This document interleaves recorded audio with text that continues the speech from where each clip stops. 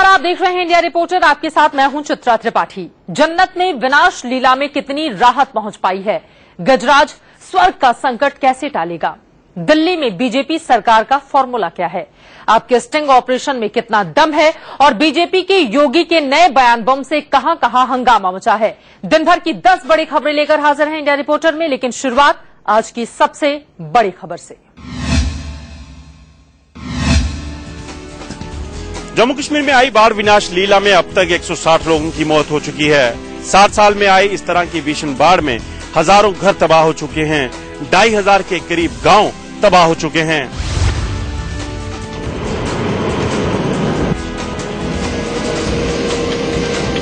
सड़कें अब भी समंदर बनी हैं, लोगों के आशियाने उजड़ गए हैं। जो मकान बाढ़ की तबाही से बच गए हैं वो टापू की तरह दिखाई दे रहे हैं। खेत खलिहानों में दरिया बह रहा है। लोगों की गाढ़ी कमाई सैलाब ने लील ली है। पिछले 7 दिनों से पानी के प्रकोप का सामना कर रही हिंदुस्तान की जन्नत उजाड़ हो गई है। अब बाढ़ की सबसे हैरान करने वाली तस्वीरें देखिए। हेलीकॉप्टर से ली गई इन तस्वीरों में बाढ़ का भयावह मंजर साफ दिखाई दे रहा है। हजारों घर बाढ़ में डूब गए हैं। चारों तरफ पानी ही पानी नजर आ रहा है। सरकारी इमारतें, दफ्तर, स्कूल सब पानी में तैरते नजर आ रहे हैं। लग रहा है जैसे समंदर में पूरा शहर समा गया है। ये तस्वीरें इंडिया न्यूज की टीम ने एयरफोर्स और एनडीआरएफ की टीम के साथ बाढ़ प्रभावित इलाकों के हवाई सर्वे के दौरान अपने कैमरे में कैद की हैं। इंडिया न्यूज की टीम ने एनडीआरएफ के साथ उधमपुर, रामनगर और पचेरी इलाकों का जायजा लिया। घाटी में बाढ़ की तबाही का सामना करने उतरे सेना ने सबसे बड़े एयरक्राफ्ट C-17 ग्लोब मास्टर को उतारा है। कल देर रात ग्लोब मास्टर एयरक्राफ्ट के जरिए लाइफ बोट्स, खाने पीने की चीजें, कंबल और टेंट श्रीनगर पहुंचाए गए। कि कितनी टीम जो हैं इसमें लगी हुई हैं? एनडीआरएफ की 17 टीमें वहां पे लगी हुई हैं पूरे स्टेट में, और वैली में भी काफी संख्या में वहां लोग लगे हुए हैं। इसके अलावा वायुसेना के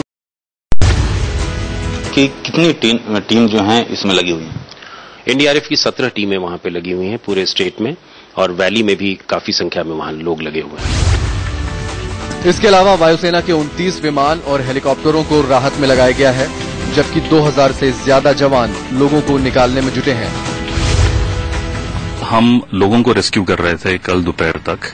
कल दोपहर के बाद में कुछ जहाज हैं जो रेस्क्यू ऑपरेशन कर रहे थे, और कुछ जहाज हैं जिन्होंने सप्लाई ड्रॉपिंग शुरू कर दी है। आज भी वो सप्लाई ड्रॉपिंग चल रही हैं इलाकों में, जो मैंने आपको पहले बताया। गृह मंत्रालय ने देश भर से 70 से ज्यादा नावें जम्मू कश्मीर में राहत के लिए भेजी हैं। बाढ़ के हालात की मॉनिटरिंग के लिए जम्मू, श्रीनगर और दिल्ली में कंट्रोल रूम बनाए गए हैं। बाढ़ पीड़ितों की मदद के लिए हेल्पलाइन नंबर भी जारी किए गए हैं। हम लोगों ने 50 टेंट और बहुत सारे ब्लैंकेट्स और लगभग 32,000-35,000 से अधिक ड्रिंकिंग वाटर्स के बॉटल्स, बिस्किट्स, मेडिसिन, ये सब सारी चीजें हम लोगों ने वहां पर अभी भेजी है। आज यही प्लेन के माध्यम से वह रवाना किया गया है। रेड क्रॉस सोसाइटी भी बाढ़ प्रभावितों की मदद में लगी है। मध्य प्रदेश सरकार ने जम्मू कश्मीर में बाढ़ पीड़ितों के लिए 5 करोड़ रुपए की मदद का ऐलान किया है। जम्मू कश्मीर में बाढ़ की बर्बादी के बीच आज एक अच्छी खबर भी आई। 4 दिनों के बाद माता वैष्णो देवी की यात्रा शुरू हो गई है। बाढ़ के बाद बंद हुआ पठानकोट हाईवे फिर से खोल दिया गया है। जम्मू पठानकोट हाईवे खुलने से गाड़ियों की आवाजाही फिर शुरू हो गई है। प्रधानमंत्री नरेंद्र मोदी और केंद्रीय गृह मंत्री राजनाथ सिंह खुद 2 दिनों तक बाढ़ प्रभावित इलाकों का जायजा ले चुके हैं। कल ही प्रधानमंत्री नरेंद्र मोदी ने 1000 करोड़ रुपए के पैकेज की घोषणा भी की है। Ajay Jandial, India news, Jammu. हम इस वक्त जम्मू कश्मीर राष्ट्रीय राजमार्ग पर खड़े हैं और आपको बता दूं कि लगातार हुई बारिशों और बाढ़ की वजह से जम्मू के बाकी हिस्सों का जो संपर्क है वो जम्मू के साथ कट चुका है।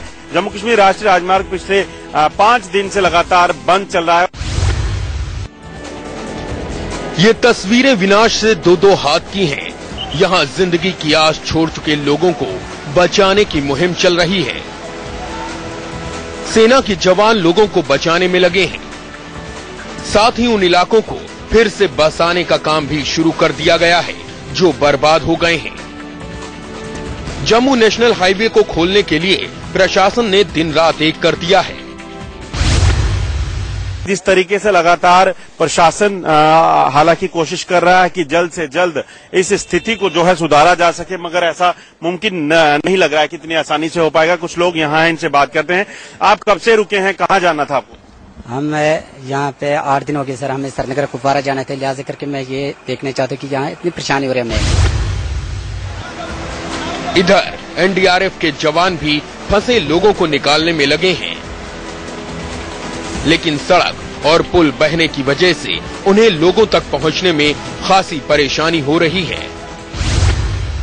हमारी सबसे बड़ी चुनौती ये है कि कम्युनिकेशंस नहीं हो पा रहा है, संचार की व्यवस्था ठप पड़ गई है, जिसके कारण हमें संवाद स्थापित करने में बहुत दिक्कत हो रही है। उसके अलावा कुछ ऐसे जगह हैं जहां हम जा नहीं पा रहे हैं। वैली के अंदर भी कुछ ऐसे मोहल्ले हैं जहां 15 से 20 फीट पानी है, जहां पहुंचना मुश्किल हो रहा है। राहत की खबर मौसम विभाग ने दी है। मौसम विभाग के निदेशक बीपी यादव के मुताबिक जम्मू कश्मीर में हल्की बारिश होगी, लेकिन डरने की कोई बात नहीं है। जम्मू कश्मीर में भारी बारिश की संभावना नहीं है।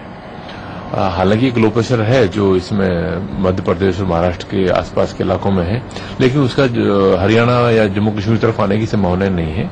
इस लिहाज से पूरे उत्तर पश्चिम भारत में, खासकर जम्मू कश्मीर में हल्की बारिश ही हो सकती है। उससे ज्यादा या भारी बारिश अगले 3 से 4 दिनों के दौरान होने की संभावना नहीं है।